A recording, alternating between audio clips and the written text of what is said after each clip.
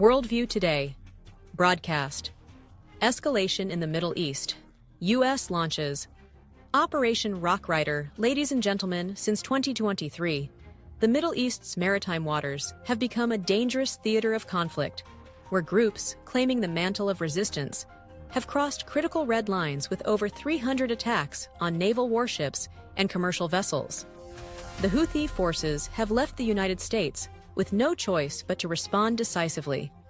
Strategic patience has given way to resolute action, and the narrative has shifted dramatically. A formidable airstrike formation now dominates the skies, with A-10 Warthog aircraft, specially designed for close air support, advancing into the region with a clear message. This is no longer a time for warnings, but for action. Armed with the devastating power of the GAU-8 Avenger cannon and unmatched battlefield survivability, the second-generation A-10 Thunderbolt II has transformed the conflict zone into a place where adversaries have nowhere to hide. In today's program, we trace the legacy of this war icon, from its storied past to its commanding presence amid the fires of Yemen, to understand why the A-10 remains a true terror to insurgent forces. Stay with us as we delve into this critical story. Ladies and gentlemen, the Houthi forces have executed 174 attacks targeting U.S. naval warships and 145 strikes on commercial vessels, a total of over 300 direct provocations, enough to unsettle any nation. Unlike previous instances, the United States has run out of patience. The Thunderbolt is coming, and it brings hell with it. A large-scale A-10 Warthog strike force is closing in, poised to dismantle Houthi strongholds. The situation has spiraled beyond control since late 2023, with attacks not only targeting military assets, but also disrupting global trade. 70% of maritime traffic through the Red Sea has been disrupted, with many companies forced to pay so-called security fees to the Houthis, a blatant form of maritime extortion. The pretext of solidarity with Palestine is merely a facade. In reality, this is a power play steeped in oil politics and regional influence, with Iran providing backing. By May 2025, the U.S. had reached its limit. Operation Rockrider was launched, a comprehensive air and naval campaign targeting Houthi command centers, radar installations, weapons depots, and armed maritime routes. The U.S. message is unmistakable. Tampering with international shipping lanes is an attack on the global economic lifeline, and America will respond with overwhelming force. Initiated on May 15th, Operation Rockrider shows no signs of abating. This is not a swift strike and withdraw mission, but a sustained campaign aimed at obliterating the Houthis' offensive capabilities. Prioritized targets include radar systems, missile launch sites, and air defense networks, anything threatening international commercial ships or U.S. naval assets in the Red Sea and Gulf of Aden. CENTCOM describes this as a 24/7 operation, and they mean it. There is no downtime, no ceasefire. Attacks are relentless, with unprecedented intensity not seen since the U.S. withdrawal from Afghanistan. Accompanying the campaign is an unprecedented military buildup in the region. On May 29th, over 300 personnel from the 124th Fighter Squadron of the Iowa Air National Guard were deployed to Southwest Asia. This is no symbolic gesture.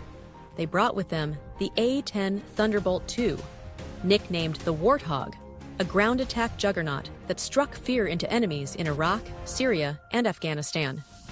Equipped with the 30mm GAU-8 Avenger cannon, capable of firing nearly 4,000 rounds per minute, the A-10 is not here to perform. It is here to destroy. This 180-day operation is fully equipped with pilots, technicians, and logistical support, forming a complete combat aviation unit. Major General Timothy Donnellan, commander of the Iowa Air National Guard, emphasized that discipline, preparation, and perseverance are the foundations of the lethal force these warriors bring to the battlefield. There is no doubt, the Houthis are not merely facing airstrikes, they are confronting a firestorm named Rockrider, a Rough Rider unleashed by the U.S., not to warn, but to eradicate threats at their roots. The pilots of this campaign are no novices. The 124th Fighter Squadron is a battle-hardened unit with extensive combat experience across the Middle East's hot spots. Now tasked with countering Houthi aggression, they are part of a storied U.S. military legacy. The A-10 Warthogs have taken flight, ready to obliterate ground targets with precise and devastating firepower. But they do not come alone. Operation Rock Rider is not about a few renowned aircraft. It is a comprehensive statement from the Pentagon. The U.S. is positioned and prepared to strike with full force. The USS Carl Vinson Carrier Strike Group is en route to the Middle East, joining the USS Harry S. Truman Carrier Strike Group.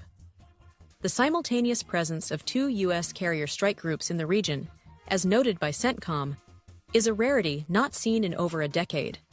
The last such deployment occurred in September 2024, when the USS Abraham Lincoln supported the USS Theodore Roosevelt to deter Iranian interference in the Israel-Hamas conflict. The Carl Vinson is accompanied by a full complement of guided missile cruisers, Arleigh Burke-class destroyers, and strategic logistics ships, the backbone of U.S. naval power. When these forces converge, the skies and seas are locked down. Meanwhile, the USS Harry S. Truman Carrier Strike Group, stationed in the Gulf since December 2024, has intercepted dozens of Houthi drones. Each successful interception reinforces the message: no one disrupts international shipping without consequences. But the U.S. is not stopping there. To complete the encirclement, B-2 Spirit stealth bombers have been deployed to Diego Garcia, a strategic military island in the Indian Ocean. From there, they can strike targets deep within Yemen in mere hours. The B-2's presence is no symbolic gesture, it is a warning. With unmatched stealth, precision, and preemptive strike capabilities, the B-2 is the invisible hand of the U.S. Air Force, delivering blows before adversaries can react. The A-10 Thunderbolt II is no stranger to the Middle East. Since the Israel-Hamas conflict erupted in October 2023, A-10s have been a constant presence, providing close air support, targeting armored vehicles, and disrupting armed groups' supply lines.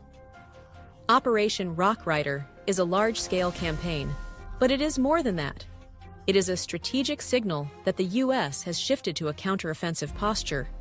From October 2023 to now, the U.S. has maintained near-continuous A-10 deployments in the Middle East, not as a symbolic presence, but as a clear strategy to dominate airspace and neutralize ground threats. Stay tuned as we continue to monitor this escalating conflict and its global implications. This is WorldView Today, bringing you the latest in international affairs.